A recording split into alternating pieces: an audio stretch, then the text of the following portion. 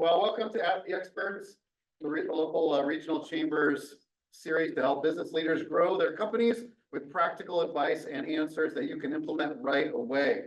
And a special welcome to those watching remotely on Zoom, as you're a valuable part of our audience today. And hello to those watching in the future on YouTube. My name is Paul Casey. I'm the Executive Director of Leadership Tri-Cities and privileged to be your facilitator today. This is a free benefit of your chamber membership and could be possible without the generous sponsorship of STCU. With us today is Angie. We are grateful for your support. Come on up here, Angie. Hi, I'm Angie with STCU Business, and we're just honored to be here with you and help your business grow as well as our community. Social media is super important and a very powerful tool for connecting with our audiences, right? But it can also be really overwhelming as you kind of get in there and start seeing all the different ways that they can be utilized. So with all the changes and how quickly everything changes with social media, we're lucky to have our experts here that can hopefully shed some light on this topic for us. So thank you. Thank you, Angie. So for approximately half of our 90 minutes together, our experts will be presenting their gold nuggets on our topic of social media strategies. And for the second half, they will answer your questions. If you'd like to ask a question, and we would encourage everyone here to think of one question to ask the experts, whether you're virtual or here in the room, you can text me at this number if you want to write that down or put it in your phone right now, which keeps them anonymous, or you can use the chat if you're watching virtually. If you're here in the room, you can just raise your hand, and I'll be vetting those questions and feeding those to the experts, getting to as many as we can in our time. Their contact information will be on the slides, and they'll stick around afterward if you want to get more information from them. So let me introduce our speakers today. Brady Heid, born and raised in the Tri-Cities, Brady decided to come back home after spending his college years in Phoenix, Arizona and Lynchburg, Virginia. Brady became part of the BrandCraft marketing team in October 2019 as a digital marketing specialist after graduating from Liberty University with a Bachelor of Science Business Administration degree. In his nearly 5 years of marketing experience, Brady has experienced nearly every side of the marketing industry. From being a PPC specialist, that's points per click, right? Pay-per-click. Pay-per-click, yeah, pay-per-click. Points per click. Yeah, just testing it. To become a social media expert and has worked with brands from Point Click Care, a national healthcare information sharing platform, all the way to your local dentist. In his free time, Brady enjoys golfing as much as he can and spending time with his girlfriend, Alana, and their two golden retrievers, Cassie and Millie. Nathan Robertson. Determined to reach his true potential in business and in life, Nathan's visionary nature has landed him as the CEO of Spotted Fox Digital. As a kid working in a restaurant, Nathan saw a businessman in a suit and instantly felt the desire to be something more. He would eventually go on to work for the man in the suit, buy his own, and develop far enough and fast enough in marketing to make a business out of it himself. Now with over 12 years of experience as his own man in the suit, Nathan is dedicated to helping other people grow into their true potential in business and in life as well. On a typical day at Spotted Fox Digital, you'll hear Nathan from all edges of the building, laughing with someone, yelling good morning, or cheering with excitement about something impressive the team pulled off.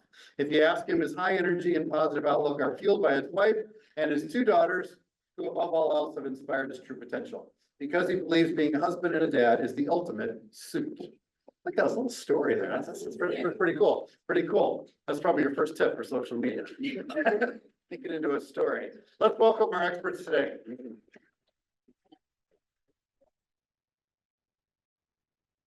Hello, everyone. Thank you for coming.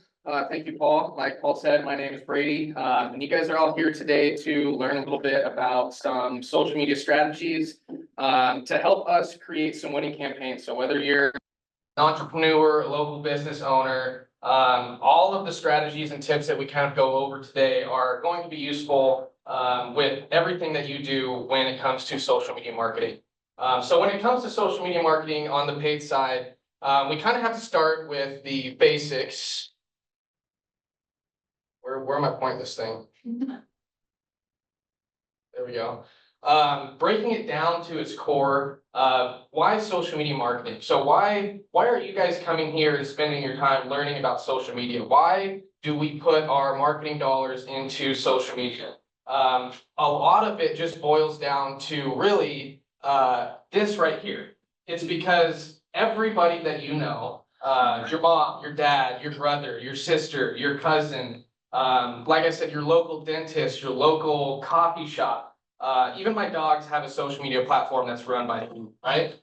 Everybody is on social media, which means your clientele, your potential customers, your potential clients are on social media too. And that means it's an opportunity to capitalize and turn those types of users who are just on social media looking for whatever into your customer base.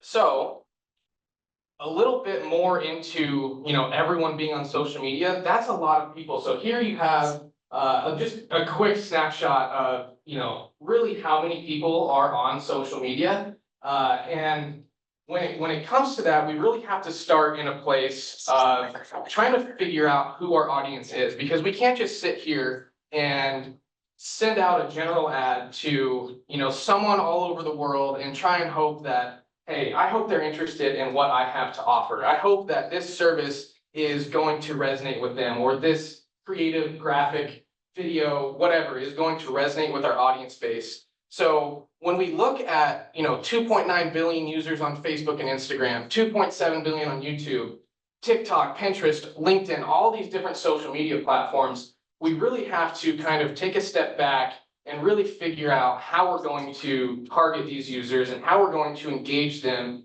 in a way that makes sense. And in order to start, we have to really understand who our audience is. And that can be done in a number of different ways, but knowing who your audience is going to help you make sure that the ads that you're showing to users or the content that you're showing to them is relevant to them and something that they actually want to see.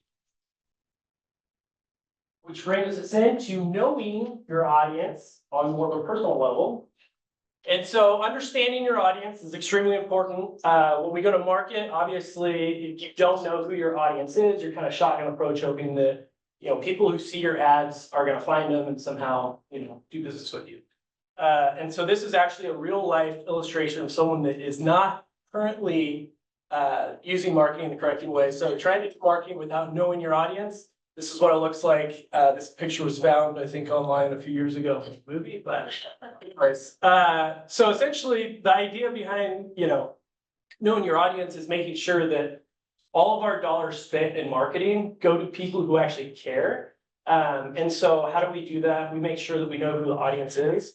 And so one of the biggest reasons of understanding your audience is build a deeper connection. So how do you build loyalty? How do you build trust? It's by building that deep connection with them and understanding them. Also enhancing content relevance and engagement. And so, to understand your audience, it's going to really help, enhance the content that you're creating for it. So, and then also obviously ROI. So when you have marketing material that is tailored for the customers and what they want, it increases your ROI is going to be much better than if you're just doing that shotgun approach. So methods for understanding your audience. So here's some really cool methods that you could do, and these are just a few. There's a ton of ways that you can research this, but surveys and questionnaires. So asking your prime customers, the people who actually are your ideal customers, some specific questions, like for instance, what were your pain points before you came to us to do business with us? How long did it take you to make a decision? Just basic questions. Some of my favorite ones would be, what was it? How would you have a friend or family describe what we do? And so that gives you a great context of marketing material, some of the copy that you can write for ads, and they'll basically write it out for you, right? Because we're trying to understand, what are their pain points? A lot of times we think we know what customer pain points are and what they're looking for, but we don't. And so simply asking them Recording in progress. you'll be raised. So third-party research. So you can get on and actually go to Amazon and, go to books that are associated with your business. Read what people are saying that are reading those books, right? So those are customers that bought it, maybe at a pain point. So it's a great place to do research, Facebook groups, where people are talking about a certain situation. Let's say it's law, right? And so you find a law Facebook group where people are talking about their problems and what they're looking for and all these things, right? Well, that's content that you could use to help build and understand your audience. The other one is online customer reviews. So this is a simple one, Google reviews. As an example, you're able to go on and read what people are raving about, right? So people are talking about you, they're writing reviews, they're telling you, oh, you have great customer service. The products that you sell are great. All these things are focus points that you can put into your marketing messaging. So then utilizing your insight. So with all of this stuff, all the information that we gather, now we can start creating a buyer persona, which is going to help us narrow down the exact person, whether if it's age, the services they're interested in, pain points, kind of building that persona of the person. And then crafting targeted messaging. So this is huge. So using it on your paid ads, website, this kind of helps create your messaging throughout your entire campaign, marketing, and all other assets.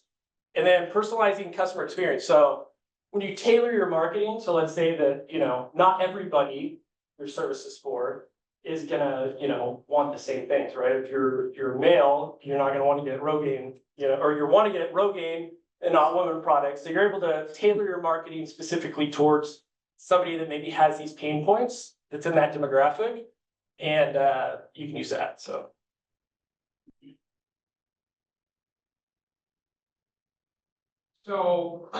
we now understand why we're on social media. We understand how we can figure out a little bit more information about our audience. But now when it comes to interacting with the audience, how do we actually do that? So I like to use this kind of saying here, creating intent versus capturing intent. Looking on more of the Google side, I know this isn't about Google, but on Google, we are trying to capture intent. When you're marketing on Google, people are telling you exactly what they want, what they need, what they're looking for. And it's our job as marketers to, maybe have the right content on our website, or maybe have the right keywords in our Google Ads account. But on the social media side, it's a lot different because no one is on social media to find your ads. Let's be real. They're on there to waste time, to look at what their friends are doing, to follow their favorite social media influencer. Whatever they're doing, they're not on there to view your ads. So we have to find a way to create that intent, to figure out what it is that's going to stop a user's scroll and make them be interested in what we have to offer, whether that's a service or a product, whatever it may be, a blog or a content download. How are we going to create that intent and really make sure that we do get someone to stop scrolling when they're just looking for the next funny video on TikTok, or when they're just looking at someone's vacation that they're jealous of. We have to figure out a way to create that intent. And so that makes it all that much more important to put the right things in front of the right users at the right time. Because we've all been in a situation where we're on social media and we're scrolling through, and we either see an ad that isn't relevant to us, or we see an ad over and over and over and over again from the same brand. And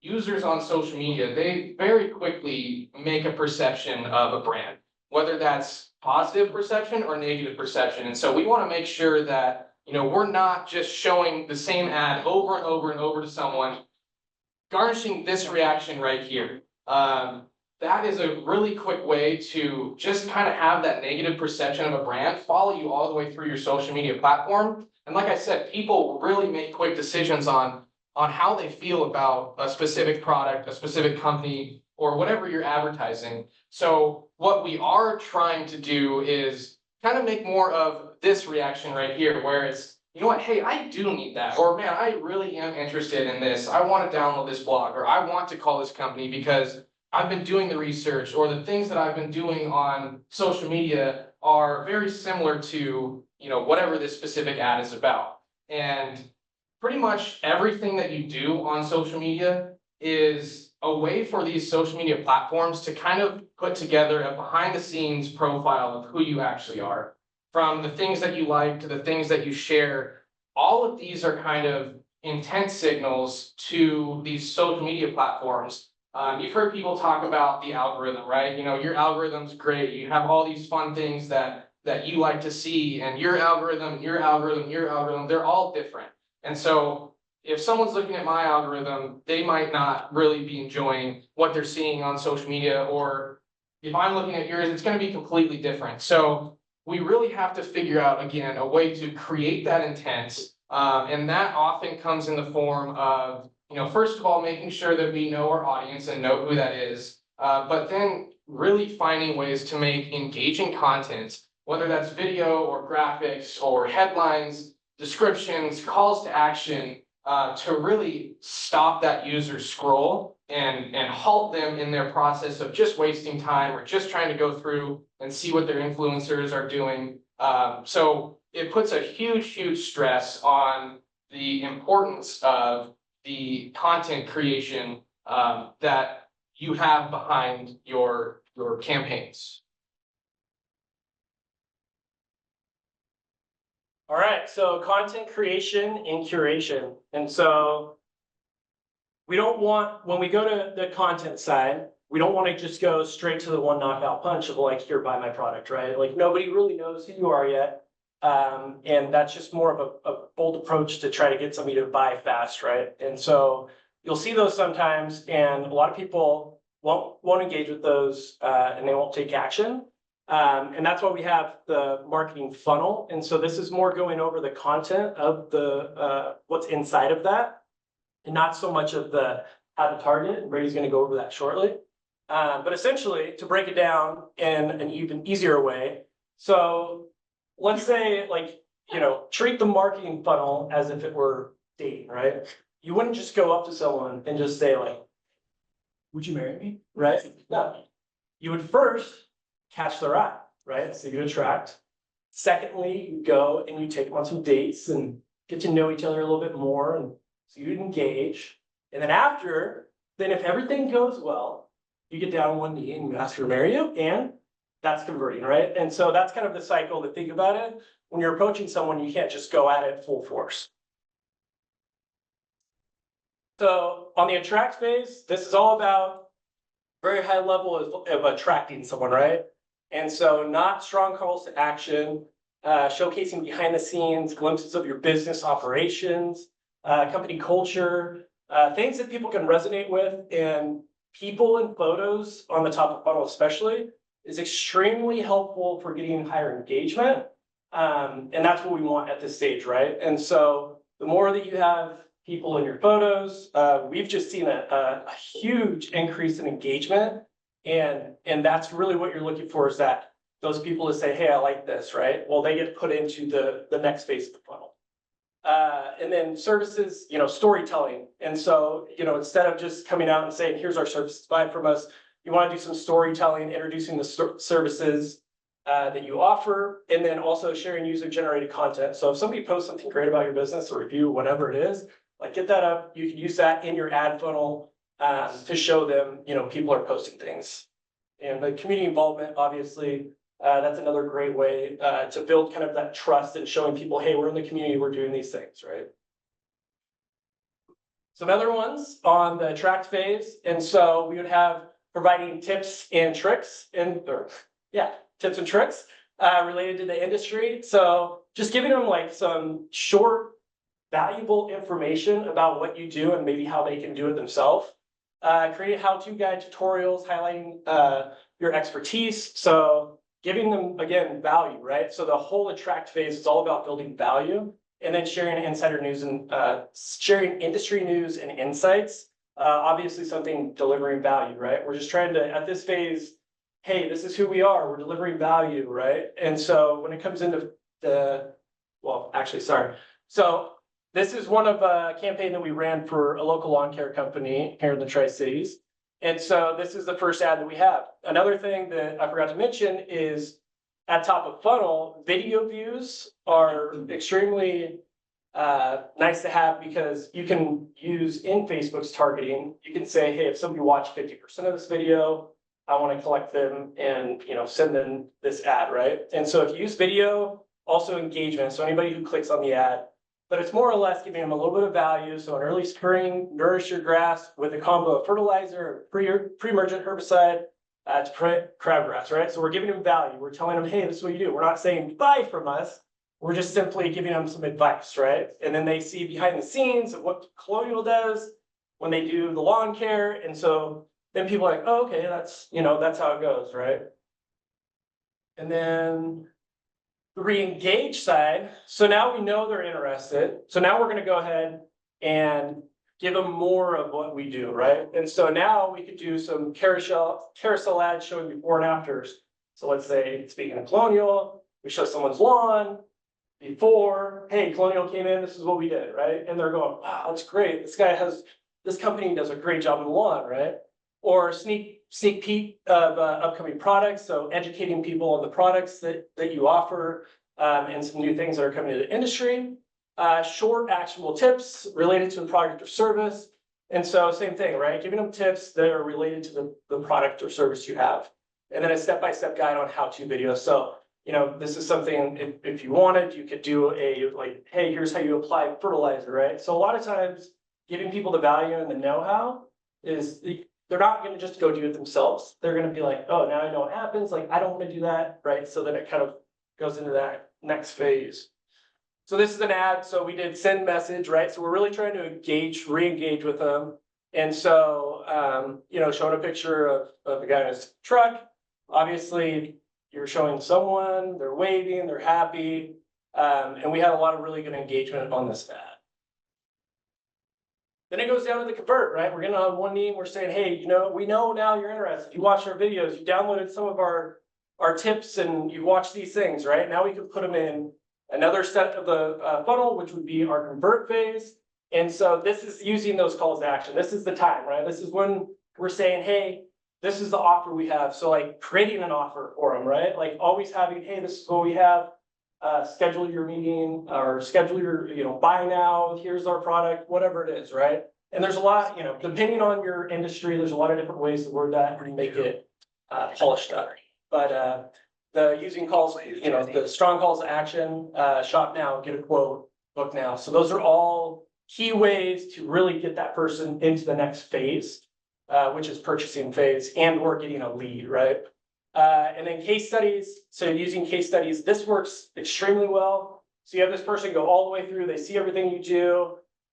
You know, they've been in the attract phase, they've been engaged. Now they're actually seeing success stories of your customers that have, you know, used you.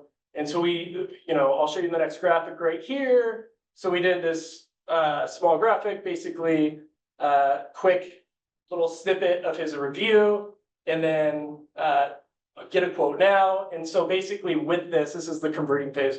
So it's crazy because you don't see a lot of interactions down at the bottom like you did on the last one, but the amount of conversions that come through this one, this is where all of those leads are coming. So a lot of that top of funnel, the dollar spend goes to more or less massaging them into that converting, and the converting stage is really where you're going to get obviously the customers.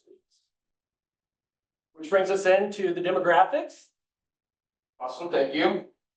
So as we kind of start into that funnel that Nathan's talking about, that very top part, the attract stage, we want to make sure that we get that audience correct and that we get the users that are interested in our products and services to be the ones seeing those ads for the first time before we even ask them to re-engage and then to convert.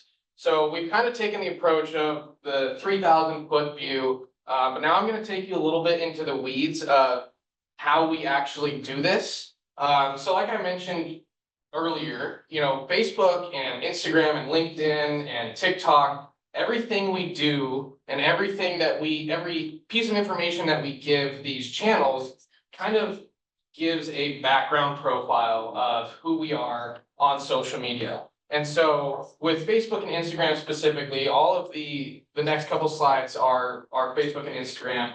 but we as users give it information like how old we are, when our birthday is, where we live, our gender, our age. So as we create campaigns, we have the ability to go in and actually choose the exact types of people that we want to see our ads. And also make sure that maybe we choose the exact type of people that we know aren't going to be interested in our ads, and negate those users from even being able to be shown an impression. So from the very kind of basics of who we are when it comes to demographics, I'm not gonna go through all of these. I believe we'll be able to give this deck out, so if you wanna look at this after, you can. But things like how long you've been a parent, or if you've recently moved, or if you're in a long distance relationship, these types of things can really go a long ways when it starts out a campaign, making sure that we are not wasting our money, our hard-earned marketing dollars on showing ads to people who aren't going to do anything with it, who are just going to scroll past it, because in Facebook, most campaigns are on a CPM basis, meaning cost per 1,000 impressions. So every impression goes a certain way to how much money we spend on Facebook with our campaigns. So as targeted as we can get as many people that we know are going to be interested, or at least have a good idea who are going to be interested in our campaigns, the better we're going to start out. So demographics is a great way to kind of get that started, but moving even further into the capabilities that we have in Facebook, into the interests, and this is where it kind of really separates some users from other users. And again, I keep kind of going back to that algorithm and that behind the scenes profile of what we do in terms of the things we like, the videos we watch, the things we share, the things that are shared with us, the profiles that we consistently visit, or the types of profiles we visit, all go a long way into determining to these social media platforms who we are and what types of things that we like and pay attention to. So again, I'm not going to go into all of these. I left a ton of them off of here because Facebook has so many options. So if there's something in here that you see that you're interested in and it's not up here, there probably is still an option for you, because more than likely you've been on Facebook and you've been targeted by an ad that is extremely relevant to you, that you either made a phone call, submitted a form, bought something, and a lot of that is just based on all of the signals that we're constantly sending to these social media platforms, even though we don't really know. So when it comes to demographics, interest, there's even more interest up here, sports and outdoors, income, hobbies and activities. Like I said, my profile, like it's, golf, sports stuff, travel, a lot of marketing blogs and podcasts, but, my girlfriend, it's a lot of, events like concerts and food and cooking. Like we're just completely different on our social media profiles. And if I was to be shown an ad on a Taylor Swift concert, I'd probably scroll right by. But if my girlfriend was shown an ad on that, she'd bug me over and over and over again to try and get me to help her out and take her to a Taylor Swift concert. But this is how actually. So the demographics and interests are really kind of what separates out how we can show as advertisers, as businesses, who needs to see our ads. And we can actually even go even further into behaviors which aren't as commonly used, but still are fairly significant.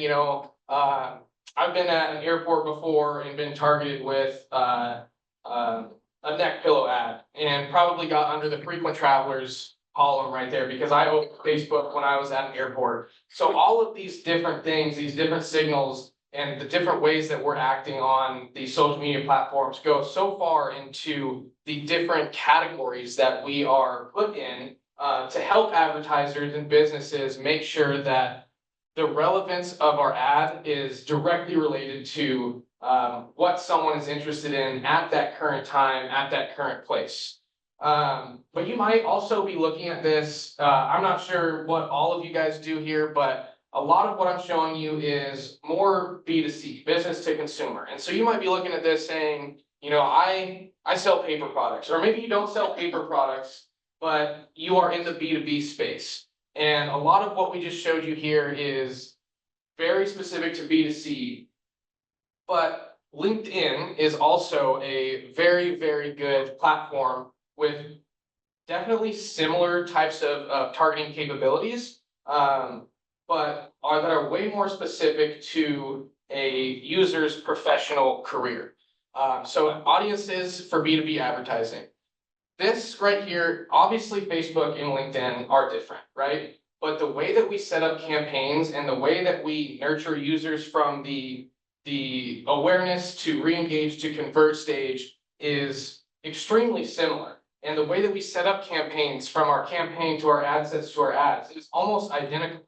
But the big difference is how we find those types of users. Again, LinkedIn, I'm sure all of you have one, and you have told LinkedIn exactly what you do for work, exactly what your position is, when you were last promoted, all these different types of things that as a B2B advertiser is extremely, extremely powerful when it comes to these types of services. So whether you're B2C or whether you're B2B, social media platforms are full of information that you can actually utilize to make sure, again, everything that we do is about efficiency with ad spend and making sure that the right types of people are seeing the right types of ads. For example, we have a freight and logistics company where we got together with the client, we did all the research, we figured out who their audience was, and we started running campaigns, and we got exceptional video engagement. You know, people were watching 50–75% of our video.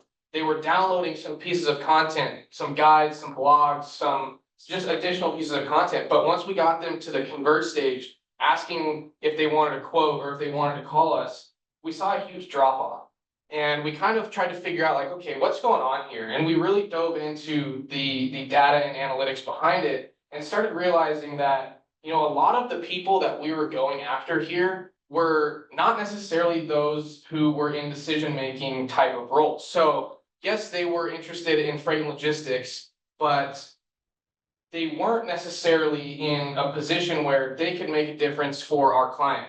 And so what we did was really dove even further into some of these targeting options, into specific industries and commodities, and even more so into the job seniorities and job titles, and limited things like specialists and managers from being able to see our ads, and instead made sure that we had more executives and C-suite level users based on what they have provided on their LinkedIn profiles to start seeing these ads more and more. And we actually ended up seeing a little bit of a decrease in the content downloads because these people knew exactly what we were talking about, what we were doing. But we saw a huge increase in the validity of the leads that we had, and actually made a difference to the bottom line of our client, where we had people who were CEOs or executives on some sort of level who can make these decisions to change their freight company to save money or to save time or whatever it was.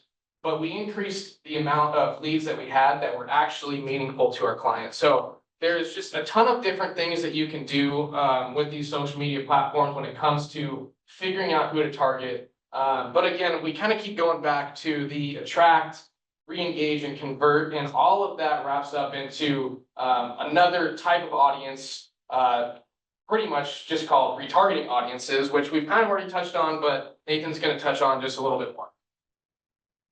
Yeah, so retargeting, that's where it gets exciting, because that top of funnel, the attract, is really what we're trying to, in that funnel, you know, you're essentially trying to drop in as many people as possible that make sense, that interact with the product, that are interested in it.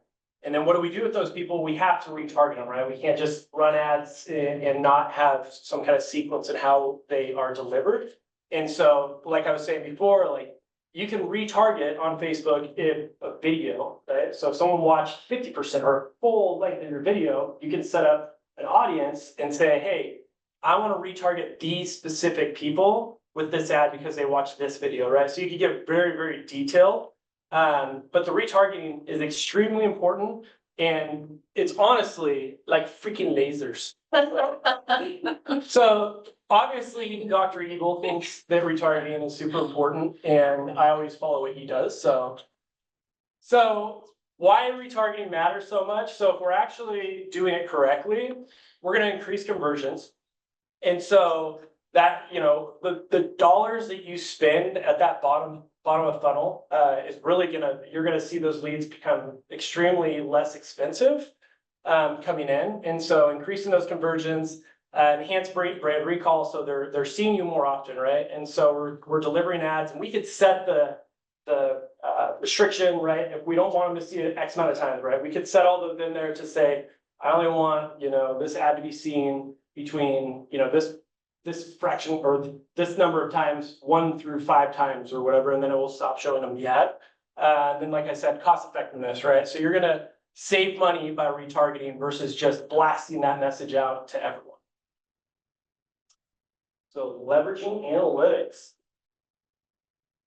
So again, kind of hopping back into the weeds, we're going back and forth from 3,000-foot view into the weeds of what some of this means. Like once we set up our campaigns, we figured out how to understand our audience, we know how to interact with them, we know how to find them on these channels. But once we start running campaigns, what does everything mean in this channel? We have so many data points that we can utilize that really tell a story of how our campaigns are performing.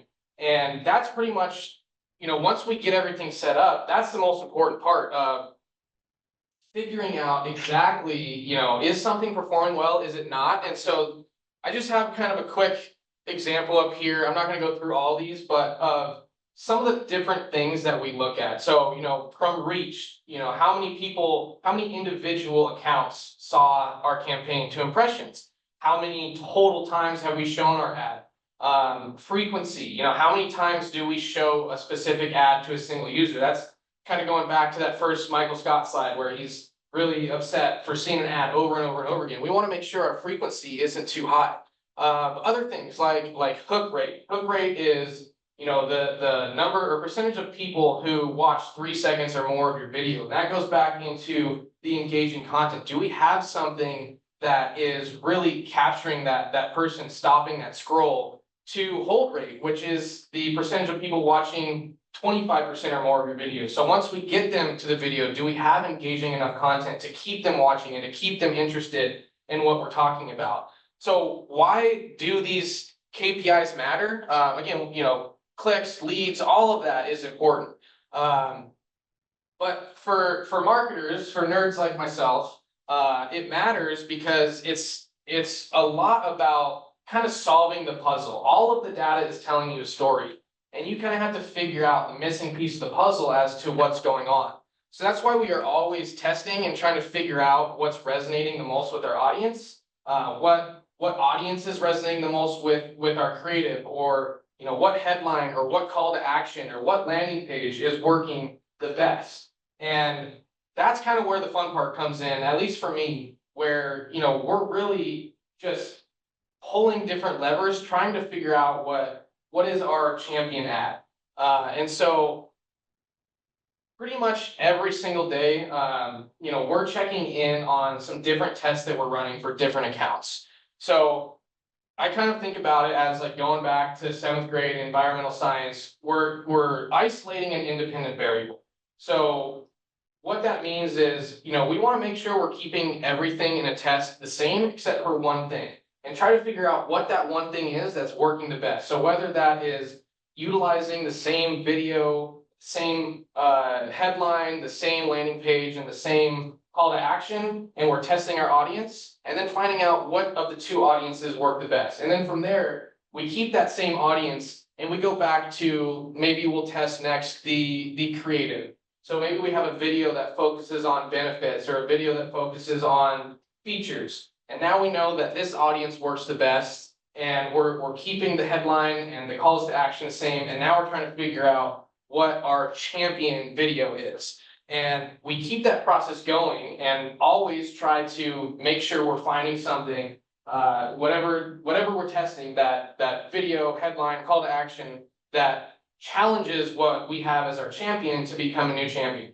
And of course, that doesn't always work, you know, sometimes we're gonna have a slight step back, but if we continue testing to figure out what does and what doesn't work, we can eliminate some different things to be able to say, you know, okay, a year ago we were here and now we're here, and the growth that we had in website visits or leads or clicks, or the decrease that we had to cost per lead and cost to landing page view, we're making strides of really, you know, driving revenue to the bottom line. If that starts with website visits, it ends with phone calls or quote submissions. But we're always trying to test something to figure out, you know, exactly what is working the best. And that's truly an ongoing process, because, you know, 1 month, a specific audience might be working better, but you might exhaust that audience a little bit by showing them, you know, the same thing too many times, or asking them to do something too many times. And you might have to take a step back and re-engage with a different type of awareness play. So how do you know really when a test is successful versus unsuccessful? You really do have to just kind of decipher what the data is telling you. Like I said, the data is telling you a story of what is working and what isn't. So again, I have just like another cheat sheet right here of how we kind of determine what works versus what doesn't. So, you know, if we have a low click-through rate, that probably means that, you know, our audience isn't interested in what we're showing, or our creative isn't engaging enough. If we have a low conversion rate, maybe our call to action isn't great, or our landing page isn't working, or, you know, maybe we're taking them out of channel when they don't want to leave Facebook. You know, or we have a high frequency, meaning we're showing the same ad to the same users too many times. Maybe our audience is too small, or our CPM, cost per 1,000 impressions, is really, really high. Maybe our audience is too niche and we need to expand that a little bit to really try and make sure that we're not just trying to hit the same users over and over and over again with the same message, but maybe find some additional people who are interested in our ads. So of course, testing things is going to help improve performance, optimizing our campaigns, but there's also tools out there that can help improve performance as well. Yeah, and I just came up with some that I thought would be interesting. Obviously, there's like tool fatigue. I feel like there's so many things out there right now that it's like, you know, what do you pick, right? So I kind of just picked something that I felt you could use it from start to finish, right? So there's 3 tools that we're going to talk about. So the first one is the Facebook ad library. So not sure if you guys know this, but you can actually go to, I put the URLs in here, so you guys will have all the, but you can go to this URL, facebook.com ad library, and you could search competitors, you could search anything, see what ads they're running, get inspired by different industries, things like that, right? And so it's a really cool place where you could go and actually get that insight of what ads are currently running. Another one, so like now you've kind of figured out, okay, here's the ads that are running, that's a good idea, I want to do that, right? Now you can go over and you can create copy over at HubSpot has a free copy generator. I could have put ChatGPT up there, but HubSpot has a free one, so you know, thought I'd throw that in there. URLs in there, but those are great to give you at least some ideas, right? You give it some key points using that data we talked about before from the questionnaires, understanding your audience, then helping it build that copy is super useful. And then the Ad Creative AI. This is actually a pretty cool platform. You know, if you don't do any design, you don't have a designer in-house, something like that, and you just need to get like, hey, I have the photos, I have the videos, but I need it to become a graphic and something enticing. This will actually help create like headlines, everything in it, and then also, yeah, it's a pretty sweet tool. Oh, it creates actual, it'll also create the headlines and stuff. This is not a free tool, it's a paid tool. But it'll create like 300 plus different graphics you can go through and see. So it's not, they're not the highest quality, but if you're just needing something to, you know, create a graphic out of and you need that. So anyways, that's that. And then emerging trends. Just one emerging trend here, but something that I wanted to share, something that we've started noticing as an agency when we're running some campaigns here. Again, like I said, people aren't on Facebook to look at your ads. So oftentimes what we've been figuring out is that when we take users away from Facebook, we don't get great engagement on our website. And that's not to say that every single campaign shouldn't be a website traffic campaign. I still definitely believe that there's value on sending users to your website, but maybe as you're getting a little bit further down the funnel, try to keep them in channel a little bit. I have some graphics up here of a client that we had. They're a fiber optic internet client. We had really great engagement on our video views and some of the re-engagement stuff that we did. But when we asked them to convert, we sent them to our website here. And, you know, nothing special about this website, but it does give you a clear goal. There's one thing you can do on this page, and it's convert. And typically, that is a good landing page. We want it to be simple. We want it to be clear. But we started looking a little bit deeper into the data. And while we were getting a ton of impressions, a ton of reach, and a ton of link clicks for pretty cheap, we noticed that a lot of these users were spending, you know, 3 to 5 seconds or less on the site, which doesn't give them enough time to do anything of value for us. So even of the leads that we were getting, oftentimes they weren't great, and we had some difficult conversations with the client to try and figure out some next steps that we could take. And so when we realized that, you know, this was probably about 6 months of data here, we made a whole bunch of different changes, different campaigns, and we were continuing to see kind of the same things. And we realized that, you know, these types of people, not all of them, but a lot of people, when they're in Facebook, they want it to be easy. They want their journey to be simple. And so we made a change to include this form right here, except in a Facebook ad. So a Facebook lead form ad, and it looks like this. So we had about 70 leads, maybe a little more in a little under 6 months when we were sending them to the website. And in 8 months of using pretty much this form, we made some tweaks to it, we made some changes to our creative.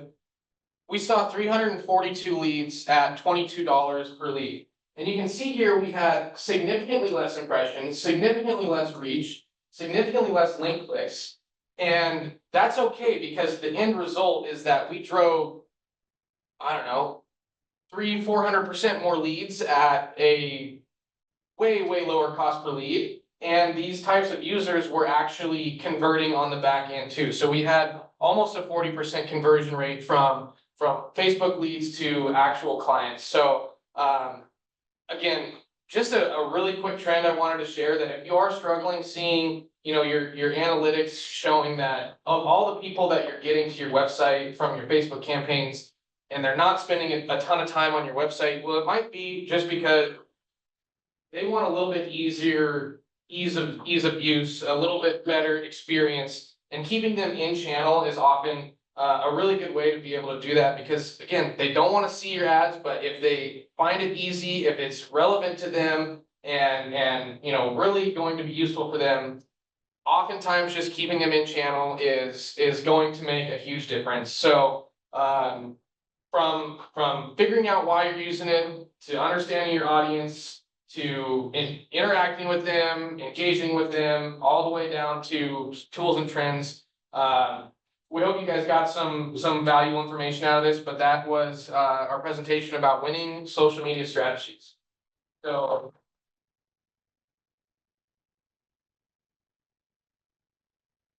All right, be thinking about your questions. I'll kick one off from the Zoom audience. So videos, still images, graphics for engagement. What's favored by the algorithms these days? Sorry, what was that? Videos, still images, graphics for engagement. What's favored by the algorithms these days? I mean, I know every answer is depends, but honestly, yeah, because I have clients that carousel ads just do really well as far as engagement and conversions.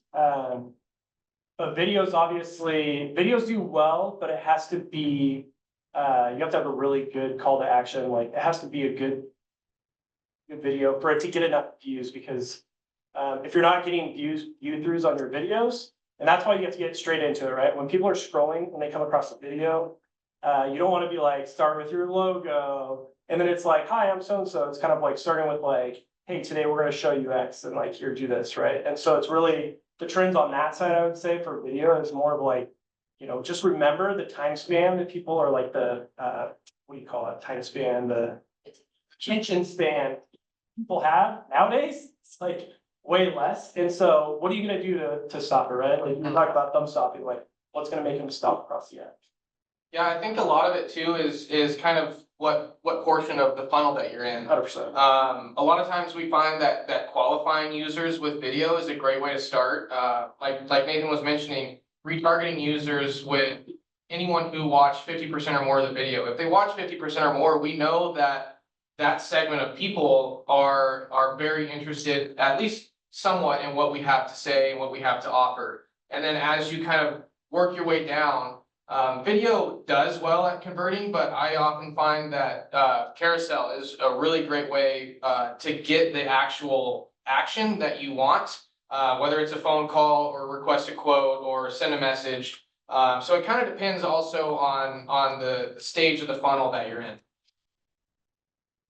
And how long is a video? What's too long nowadays? Because of that attention span. Yeah, I mean, that's a good question. I don't want to say there's a right or wrong answer, but it really depends because again, you have to capture that attention right away. So maybe in the top of the funnel, anything from 15 to 30 seconds, but even a 6-second video might be long enough. And then once you engage those users enough and find a specific segment of people that are interested, maybe you have the ability to show a 1 minute 30-second video. Those are a lot more rare just because, like Nathan was saying, attention span these days is short and quick. And again, people aren't on Facebook to watch your ads.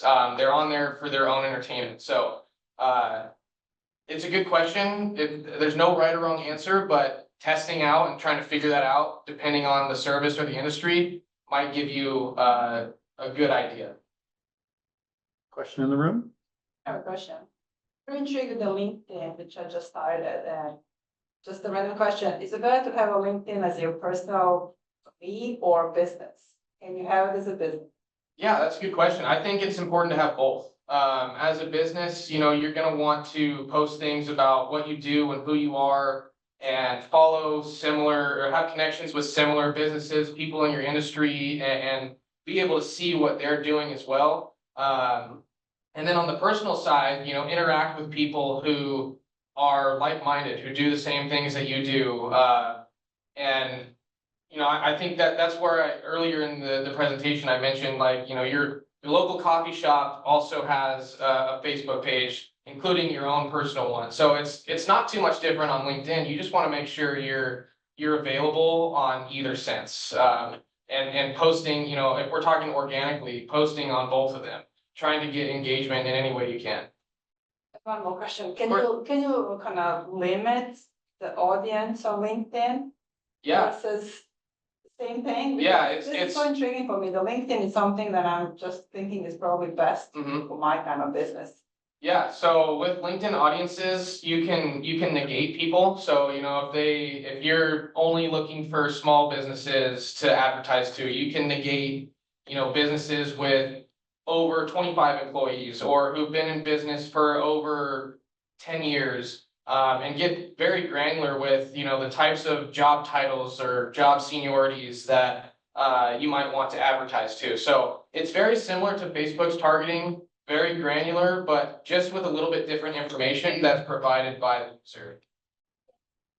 You have to have a business account for running ads. You do, yeah. Your personal account. So when you were asking about business versus personal, it's good to have your personal, but when it goes to running ads, you're running those ads through your business.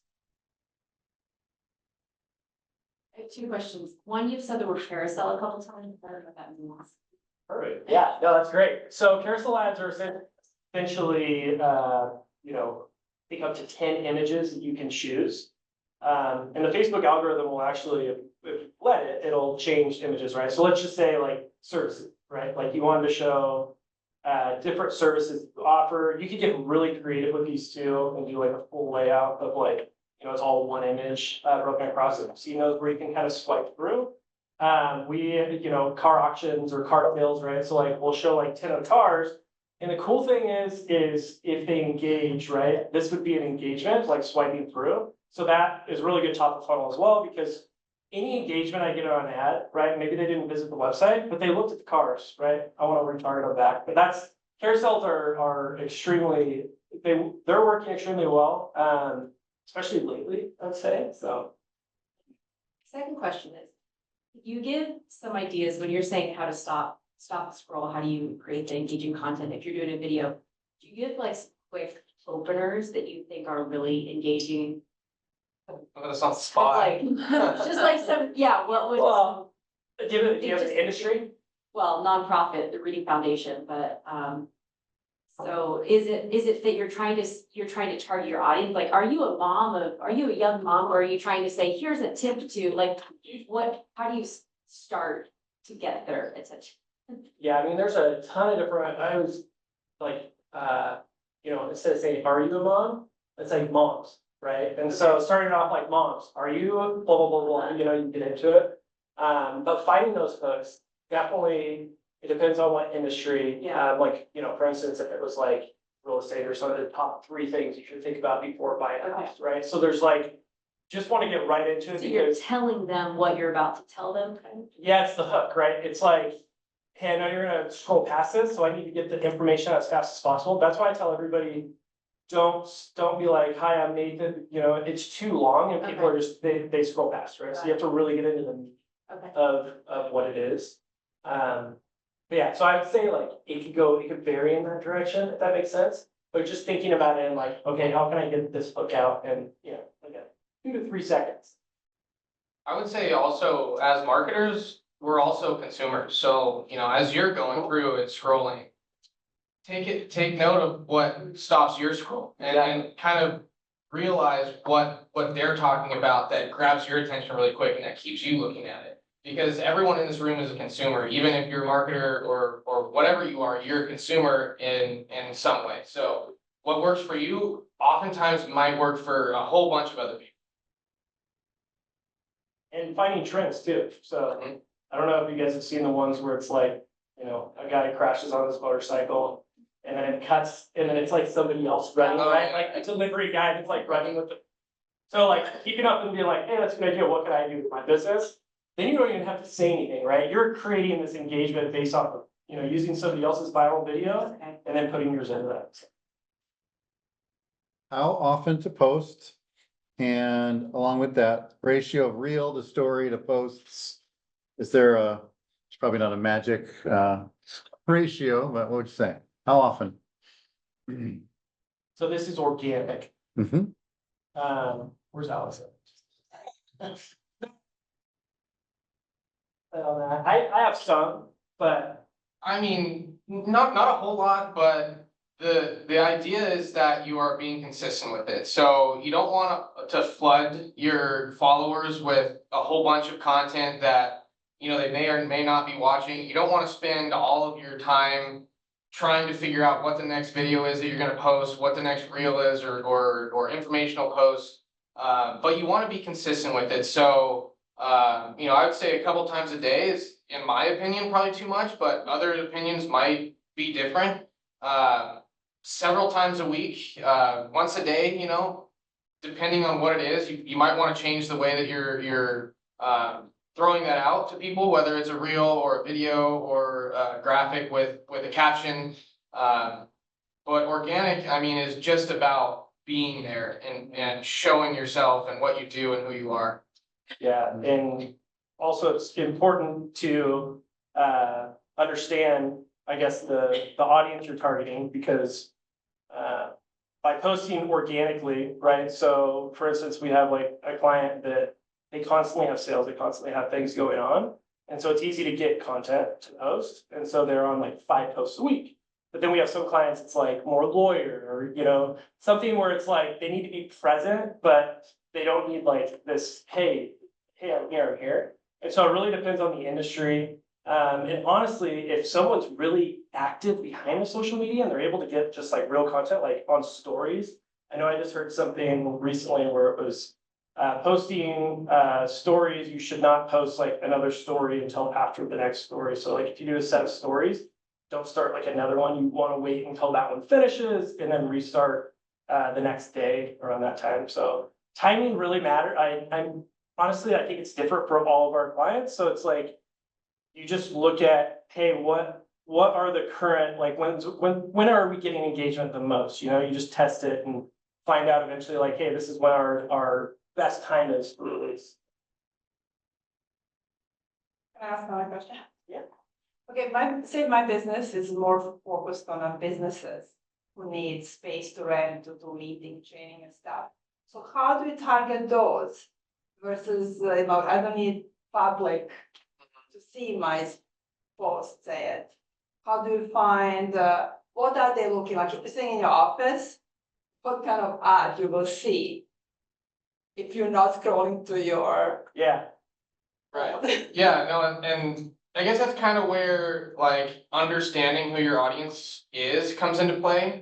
Because when we're talking about paid advertising and not necessarily organic. I'm talking about page. Yeah, so, you know, if someone needs a space to rent, you know, there's probably specific industries that are often going to be the clients of, you know, this, whatever that space is that you need to rent, right? And so you can target, you know, specific industries and specific job titles or job seniorities at those industries so that, you know, you're not showing an ad to, you know, maybe an intern who works there because that's not gonna really help you. But you're showing an ad to someone who can make the decision of, you know, saying we need to go from one space to another, or we need to have more space to put whatever goods or products that we have. So a lot of it is just really looking into the account and trying to figure out the industries or the commodities that are commonly going to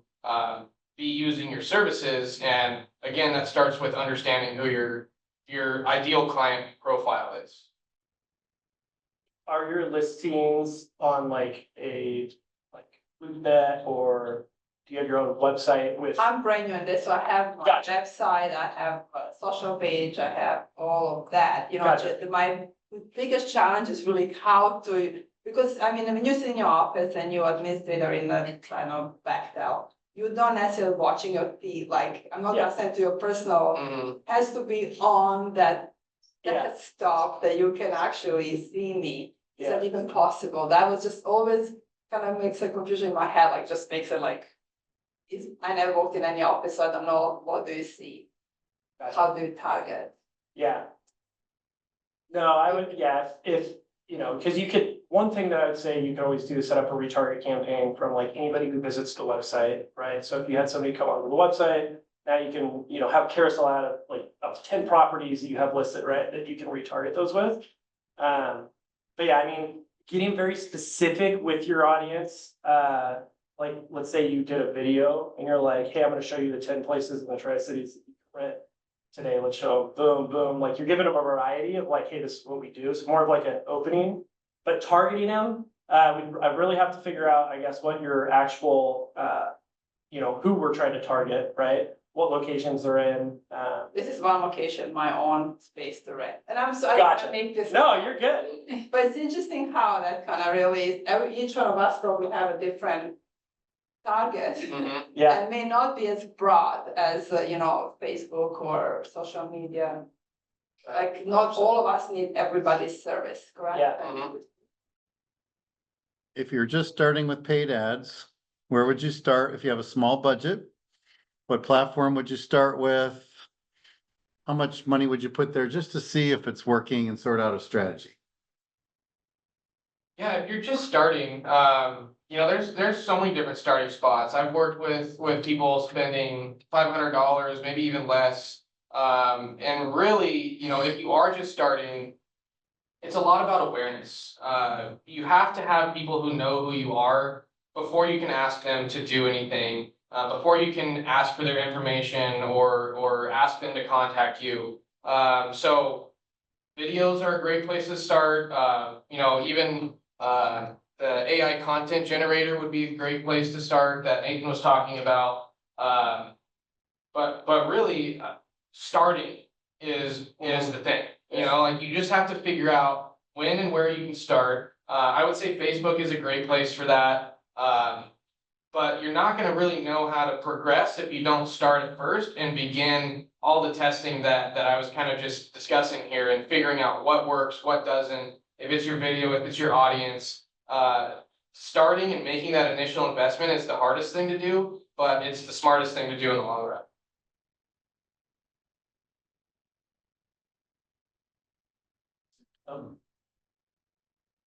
Yeah, so I've tried Facebook ads before. I'm in the real estate space, so I've tried listings and carousels, seem to work pretty good.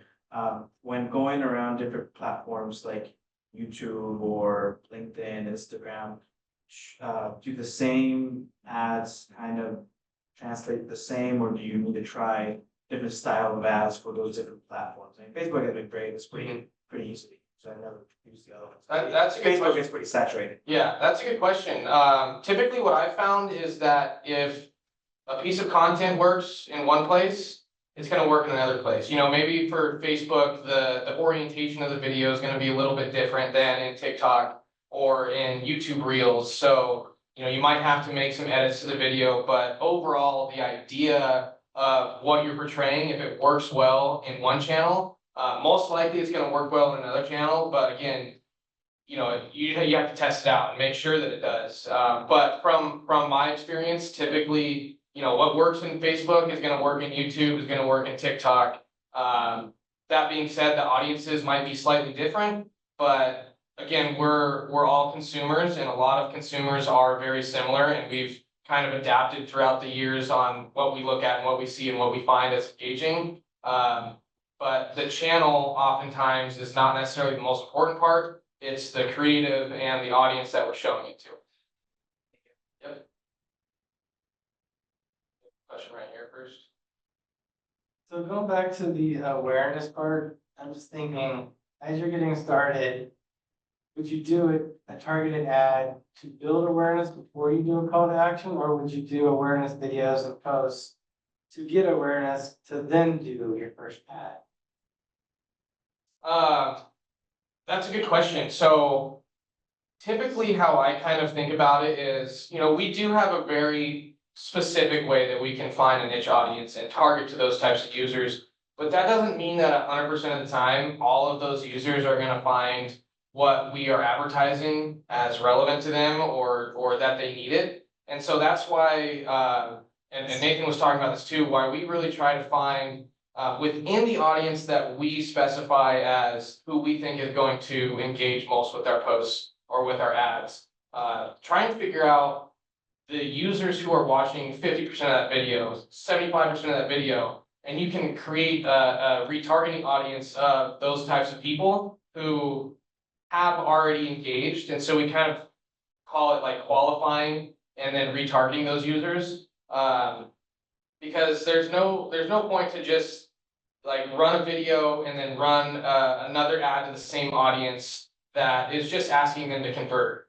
You want to make sure that you're working them down the funnel. That's why the attract phase is kind of up here and it's a bigger portion. And as we get lower and lower, we find the people who are really interacting with our ads the most, watching the most portions of our video, clicking on visiting our website or sending us a message, and then building audiences even further off of that they originated from the demographics, interests, and behaviors that we specified, but now it's more, we know that these people found what we're looking for or what we offer. They're finding it interesting and engaging. So let's go after them again and see if the second, third, fourth touch with a different ad, a different call to action, a different headline is going to get that action that we want, phone call, registration, whatever that may be, purchase. I hope that answers your question. Yeah, and if I were to kind of go back to, it's covering both questions, I guess, but the budget, if you have a small budget, how would you start? If I had a small budget, I would say doing a retarget campaign based off the website business, right? So everybody has should have a website for business. If you get a pixel installed, you get the retargeting campaign set up, you have a limited amount of budget. So you're sending this traffic, maybe they find you online, they're looking at 5 different competitors, right? So they're just clicking through websites. So we want to capture that person, right? We know they're interested. You can get super granular and say, if they visit this page, give this ad. But in general, you could create just like a general ad that's like, hey, this is who we are. Giving them your services, maybe a carousel ad of your services, reminding them, right? They've been on your website, they kind of know who you are, they've engaged with you guys. And so it's more or less staying in front of them and can you get them to engage again, to put them in the convert phase. So building value, another, retarget, we talked about this, but the testimonials, those are great to put up there, right? Like, they visited your website, they're looking, they have a pain point, they found you, then they go to Facebook because they didn't make a decision. Later that night, they're scrolling down, still didn't make a decision. Now they see your ad with, this review from a customer who's just bragging about your services. Now you're like, why? I didn't know who I was gonna pick, boom. Now I'm gonna choose these guys because I just saw social proof, like. Yeah, easy softball question for you guys. What is your favorite social media platform to like interact, post ads on? What's your least favorite and why? Favorite. I don't know if that's an easy softball question for me. It really depends on your audience, like if you have a product that, is really easy to resonate with specific audiences. I know TikTok is a really good place for very quick purchases, engagement, like you can click 2 buttons and it'll be on the way to your door. But like I said, if it's business to business related, like I love LinkedIn. It's a different way to approach it. Different kind of messaging that you have. And then Facebook is always just a great, I don't want to say a fallback option. It's just everything is there for you, like from if you can even be in the B2B space and still be on Facebook. It has probably the most encapsulating targeting options, but it really depends on the product, the service, the industry, and that kind of goes back into the original discussions you might have with your client, figuring out who your audience is and what they're interested in and where they're at. So yeah, it's a little bit of a tougher question to just say like, this is my favorite, I love this one. I just love wherever we can get the best performance and drive revenue for our clients, really. Yeah, if I were to say one, it'd probably be X, just because I never really use it. It's really hard to, the advertising and like, or at least posting organically, just seems more of like, we don't typically do that for clients because it's typically like their ideas, this is what's happening, right? So, as far as the one that, I use it, but I don't post and interact with it that way. Well, you guys used a lot of memes in your presentation today on the topic of entertainment. How do memes play into a winning social media strategy? Should we be trying to make or capitalize on them? Yes, if it works, right? I think that, any comedy, you're reaching people in a phase that if you could play it off your business and still stay professional, right? And say, hey, we can do this and it plays off well. Absolutely. Because it's really about building that engagement and that's, part of your marketing strategy. Absolutely. So. Brady just nods. I actually don't have a ton of experience with testing out memes and GIFs. I'm trying to think, maybe. I would say that a lot of engagement that we've seen, like, we talk about video, but there's also GIF image ads, and maybe they're not necessarily humorous or comedic, but anytime you can get some movement in an ad, it kind of captures the eye a little bit more. So even if it's not really a video, it's more of just like an animated GIF that, you can definitely see that there's a little bit of difference in engagement there than just a general static image ad. But that being said, I agree with Nathan. If you can keep it professional, but also get a sense of humor and, something that's relatable and relevant, why wouldn't you test it? It's all about testing to see what works. So I think it's definitely an option. Okay, hashtags, how to pick them, how much is too much?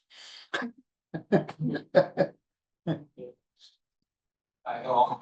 It's a good question. I almost kind of go back again to thinking that as marketers, we're also consumers too, and what's annoying to you? I think that, you know, throwing some hashtags in there and making additional ways for people to find what you're talking about and what you're trying to portray to your audience is never a bad idea. But you don't want to flood it with, you know, 20 or 30. I've definitely seen some strategies where, you know, you put a whole bunch of line breaks and then underneath where you click see more, there's, you know, 30 hashtags. As a consumer, for me, I think that's a little bit annoying, but I don't necessarily have any data to tell you that does or doesn't work.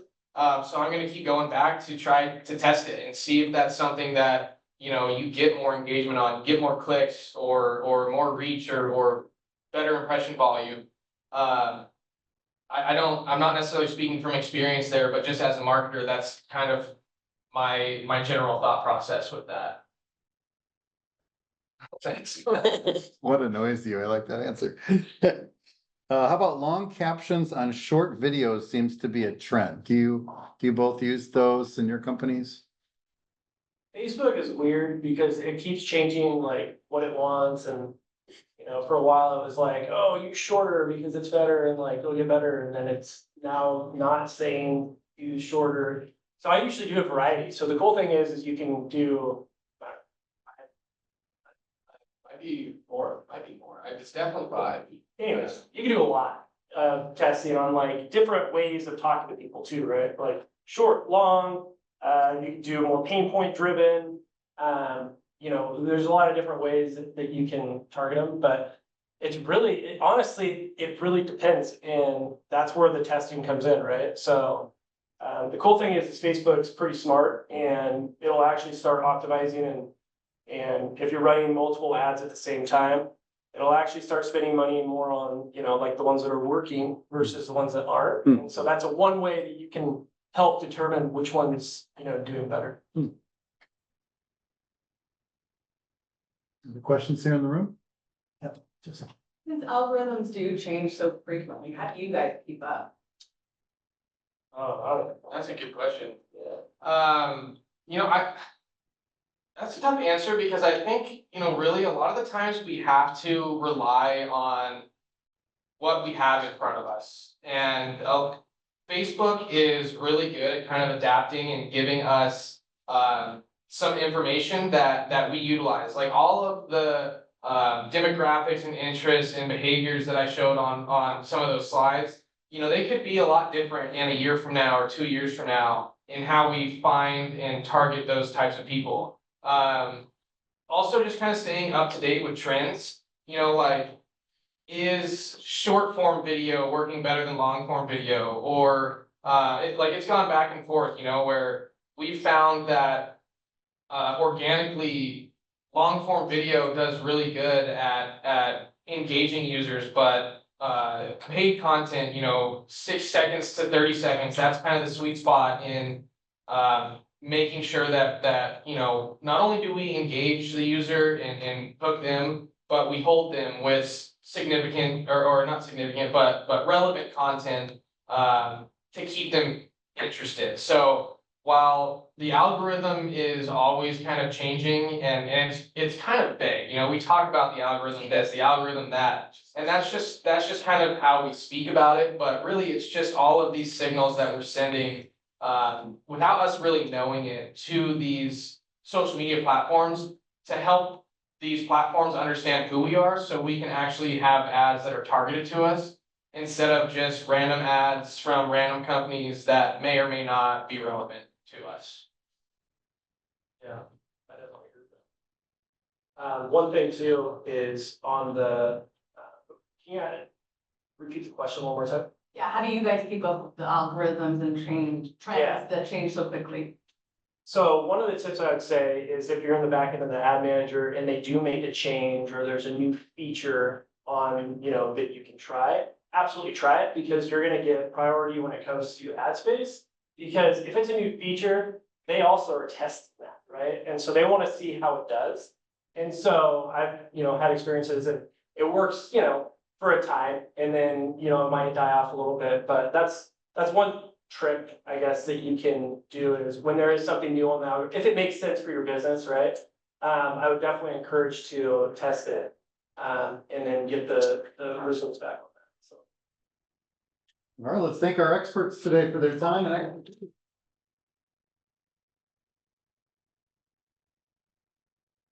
again, hit them up for their contact information.